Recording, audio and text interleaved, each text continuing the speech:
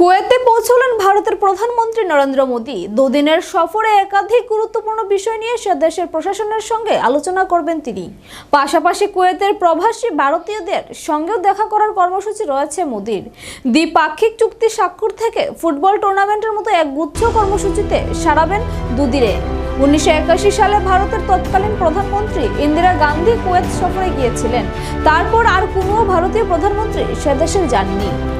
43 বছর পর কুয়েতের যুবরাজ আমির শেখ মেশাল আল আহমেদ আল জাবের আল সাবাহের আমন্ত্রণে মোদী শনিবার কুয়েতে গেলেন। ভারতের বিদেশ মন্ত্রকের তরফে জানানো হয়েছে, প্রধানমন্ত্রীর এই সফরে দুদেশের মধ্যে প্রতিরক্ষা সহযোগিতা জোরদার করাই মূল লক্ষ্য। এছাড়াও এই সফরে কিছু দ্বিপাক্ষিক চুক্তি স্বাক্ষরিত হওয়ার সম্ভাবনাও রয়েছে। ভারত এবং উপসাগরীয় সহযোগিতা পরিষদের সঙ্গে সম্পর্ক দৃঢ় করার বিষয়ে আলোচনা হতে পারে।